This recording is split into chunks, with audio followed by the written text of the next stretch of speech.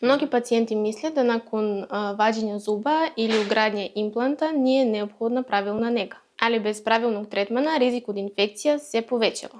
Zdravo, ja sam dr. Leontina Ranđelović i u svojoj praksi svakodnevno se susrećem sa pacijentima koji imaju probleme sa upaljenim desnima, krvarenjem i neprijatnim zadahom. A to nije samo neprijatnost, može biti znak ozbiljnijih zdravstvenih problema. Upala desni počinje nakupljanjem bakterija oko zuba i ispod ivice desni. Glavni simptomi su crvenilo, krvarenje pri četkanju i otok. Ako se ne preduzmu mere na vreme, upala može da dovede do razaranja mekog tkiva i kosti zuba.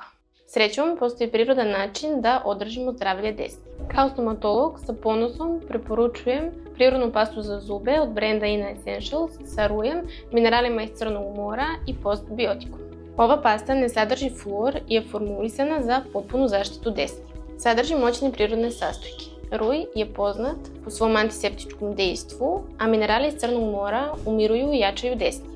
A za najbolji efekat kombinujte je sa hidrolinom, vodicom za ispiranje usta, 100% prirodnom, bez alkohola, napravljenom od ruja sa dokazanim antiseptičkim svojstvima. Ako želite potpunu i prirodnu negu za svoje zube i desni, izaberite proizvode Ina Essentials, a posebno pastu za zube i vodicu za ispiranje usta. Probajte ih već danas i osjetite razliku.